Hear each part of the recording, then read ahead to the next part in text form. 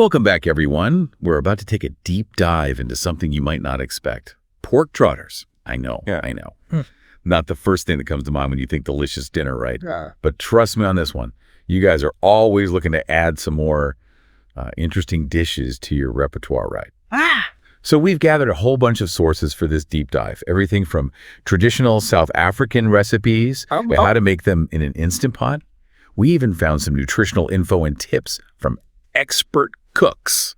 Our goal today is to learn not just how to make amazing pork trotters, but to also understand the cultural side of this ingredient. And hopefully you'll be inspired to give them a try yourself.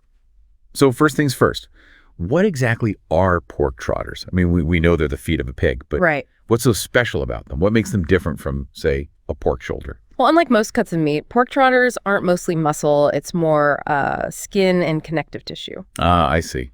That explains why they're not exactly the leanest protein, huh? So how does that affect the way they cook and the final texture? Well, connective tissue is full of collagen. You know, collagen's like the glue that holds our bodies together. Oh, yeah, I've heard of that. It's supposed to be good for your skin and joints, right? Exactly. It gives our skin strength and elasticity. And it does the same for tendons and, even pork trotters. But here's the cool part. When you cook collagen slowly, it breaks down and turns into gelatin. Gelatin. Yeah. That explains the that jiggly, wobbly texture you get with trotters, right? Yeah. So how does that translate in terms of taste? Well, that gelatin is what gives pork trotters that melt-in-your-mouth texture. It goes from something tough to a tender delicacy. Okay, that's starting to make sense. And you mentioned collagen being good for our bodies. Right. Our sources mentioned some potential health benefits from eating it too. Is that right? Oh, absolutely. Like what? Collagen is super popular these days, and for good reason. More and more research suggests that eating collagen can be good for your joints. Interesting. And it can help your skin stay elastic. Like less wrinkles. Yeah, something like that. I mean, it's not a miracle cure or anything. Right. But if you're looking for ways to support your joints, especially if you're, a runner or something, the collagen in pork trotters could be a tasty way to do it. That's pretty neat. So we've got the unique taste and texture and now some potential health benefits too. But let's be real. Some people just get grossed out by the thought of eating trotters. I mean, I get it. They don't exactly look like the most appealing cut of meat, That's true. What would you say to those people? Well, think about it this way.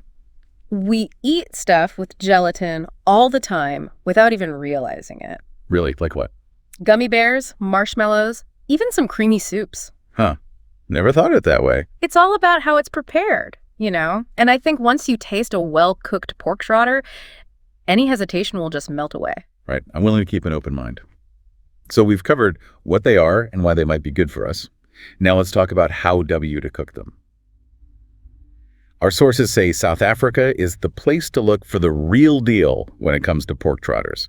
Oh, yeah. For sure. Or metjies, as they call them there. What's the traditional way of cooking them? Well, in South Africa, metjies are a huge part of their culinary tradition, and the way they cook them there is all about slow simmering. Like hours on the stove. Exactly. Hours of gentle cooking to really break down those tough tissues and let that collagen work its magic. It sounds like a labor of love. But I bet the end result is worth it, right? You bet it is. Tell me more about it.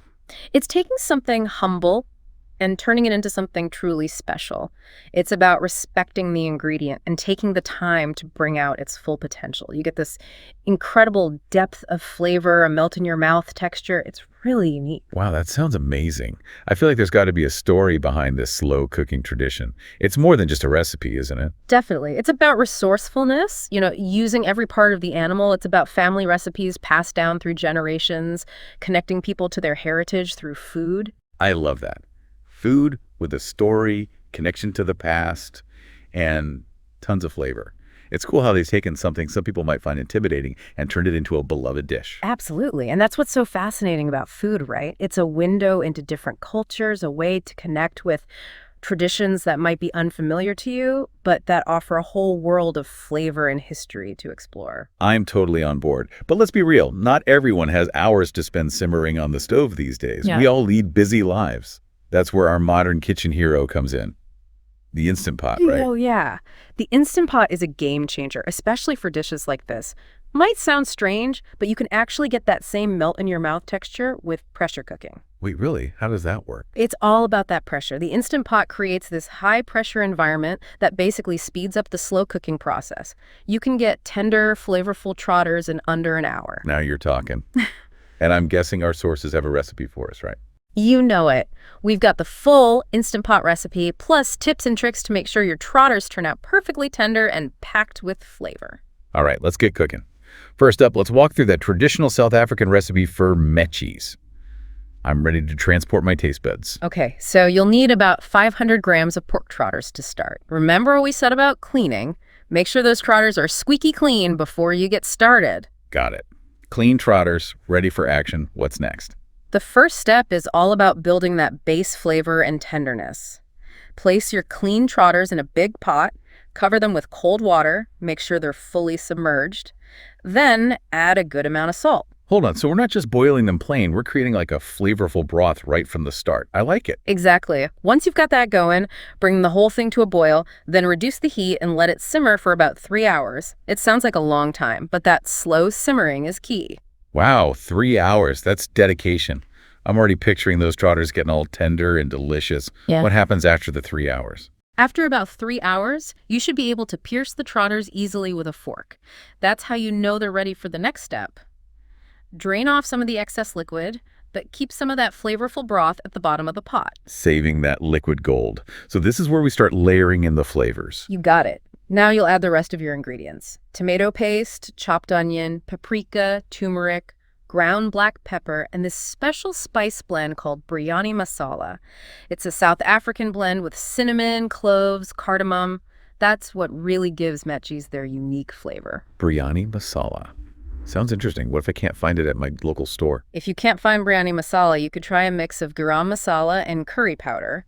But the real deal is worth looking for if you can. Okay, good to know. I see there's also soy sauce on the ingredient list. Adding another layer of savory depth, huh? Exactly. The soy sauce brings in that umami flavor that goes so well with everything else. Once you've added everything, give it all a good mix, make sure the Trotters are coated, and cover the pot again. Let it cook on low heat for another 20 minutes or so. This lets all those flavors come together. Okay, I'm already craving a bowl of this. Right. What's the best way to serve them? What do they traditionally eat with mechis in South Africa? They usually serve mechis hot, straight from the pot, often with samp, which is a side dish made with corn. Samp.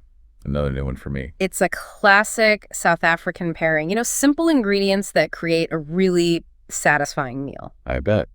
For those of us who might not have access to samp, what are some other good options? Oh, you could go with steamed veggies like carrots or green beans. Simple but delicious. Yeah, maybe tossed with a little olive oil and seasoning. Or even some creamy mashed potatoes. That would be great for soaking up all that delicious sauce. Getting hungry just thinking about it. Now let's talk about that Instant Pot method. For those of us who don't have hours to simmer, what's the recipe like? For the Instant Pot, you'll need about 2 kilos of clean pork Trotters, a chopped onions, salt, paprika, garlic powder, black pepper. You can add some chili flakes if you like a little spice. And then you'll need a grated tomato or some canned diced tomatoes, beef stock, and hot water. Okay, so similar ingredients to the traditional method, but tweaked for the Instant Pot. What's the first step? We're going to start by building that flavor base. So hit the saute button on your Instant Pot and add a little bit of cooking oil. Let it heat up, then toss in your chopped onion and saute it until it gets translucent. It should take about 3 minutes. Okay, got it. Then add your grated tomato and cook it with the onions for a couple more minutes until everything softens up and gets fragrant. So we're sauteing the aromatics first, but I notice we're not browning the Trotters in this recipe. Nope. We can skip that step with the Instant Pot. The pressure cooking will do all the work of developing those deep flavors and breaking down the Trotters. Love the efficiency. What do we do once our aromatics are sauteed? Now's the time to add those clean pork Trotters to the pot, along with all your spices. Salt, paprika, garlic powder, black pepper, and those chili flakes if you're using them. Give it all a good stir, make sure those Trotters are coated in all that delicious seasoning. The spices really make the dish come alive. What's the next step? Now you pour in about half a liter of hot water, add your beef stock, and then seal that lid up tight. Cancel a saute mode and select pressure cook.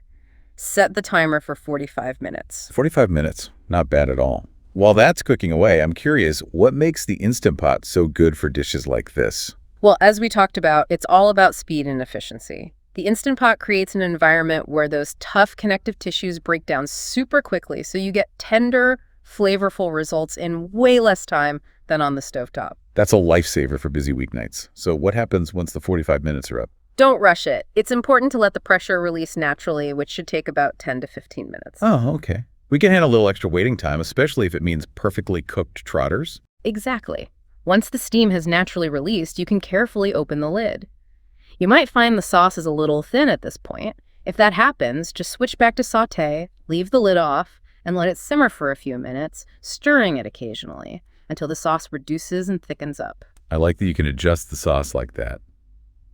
Before we move on, are there any common mistakes people make when cooking pork trotters? Things to avoid? The most common mistake is overcooking them. Whether you're using the traditional method or the Instant Pot, if you overcook them, they can get mushy. They lose their texture. That's why checking for tenderness with a fork is so important. Once the meat easily pulls away from the bone, you're good to go. Got it. So, tender but not falling apart. What else should we keep in mind? Another mistake people make is not seasoning enough.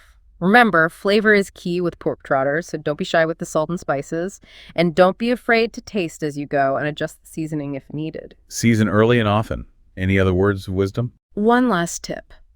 Let those cooked trotters rest for a bit before you serve them. This lets the juices redistribute so the meat is even more tender and flavorful. Great tip. We've covered a lot so far. We talked about what pork trotters are, why they might be good for you, and how to cook them using both traditional and modern methods. I have to admit, I'm actually feeling pretty inspired to give this ingredient a try. But before we wrap up, I want to circle back to the cultural significance of pork trotters. Yeah, let's do that. Especially in South Africa. What makes them so special there? Well, in South Africa, pork trotters are more than just a meal. They're a symbol of resourcefulness, of making the most of every ingredient. And they're deeply tied to family traditions and shared meals that bring people together. It's amazing how one ingredient can hold so much meaning. It reminds us that food is more than just sustenance. It's a way to connect with history, culture, and each other. Absolutely. It's a reminder that there's always something new to discover in the kitchen, even with ingredients that might seem a little strange at first. Well said. And I think that leads us perfectly into our final thoughts for this deep dive. We tend to stick to the ingredients we know, the stuff we grew up with. But what if there's a whole world of culinary adventures out there just waiting to be discovered? Exactly. That's what I find so exciting about pork trotters. It's like stepping outside our comfort zone and trying something totally new. Sometimes the most unexpected ingredients can lead to the most amazing meals and the coolest cultural experiences, too. I'm definitely starting to see them in a whole new light. So, to anyone listening who maybe started this episode feeling a little unsure about pork trotters, I encourage you to give them a shot. I second that. Try cooking them yourself. Maybe even try that Instant Pot method we talked about. Just experiment with different flavors and spices. See what you can come up with. You might just surprise yourself. I love that. And just imagine, you could be sitting down with friends or family, sharing a meal of homemade mechis. You could tell them the story behind this unique ingredient and the cultural traditions it represents. It's about so much more than just the food on the plate, isn't it? Totally. It's about the whole experience, the stories, and the connections we make through cooking and sharing a meal. Food has this incredible power to bring people together, to make us curious, to open our minds to new possibilities. And sometimes all it takes is one seemingly weird ingredient to spark that journey. Couldn't have said it better myself. Wow. Well, folks, we've reached the end of our deep dives into the world of pork trotters. I hope you learned something new today, and maybe even feel inspired to explore some new culinary territories. You too. Keep those taste buds adventurous, and we'll see you on our next deep dive. It has been fun. And you know what? This whole deep dive has made me think about something. What's that? Well, we've been talking about how food can connect us to different cultures, Right. but it can also challenge us to think differently about the world around us.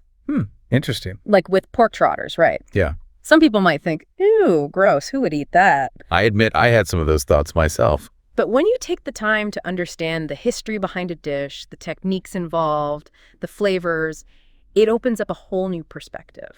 I totally agree. It's like suddenly you're not just looking at a plate of food. You're seeing a story, a tradition, a way of life. Exactly. It's about being open to new experiences, about pushing past our preconceived notions and embracing the unfamiliar. And you never know, that one ingredient you thought you'd never try could become your new favorite thing. You know, you're absolutely right. This whole deep dive has been a great reminder that the best adventures often start with a little bit of curiosity and a willingness to try something new. And hey, maybe even a little bit of collagen for good measure. I'll drink to that. All right, folks, that's a wrap on our pork trotter adventure. We hope you enjoyed the journey and learned a thing or two along the way. Until next time, keep exploring those culinary horizons. And remember, sometimes the most unexpected ingredients can lead to the most delicious discoveries. Happy cooking, everyone.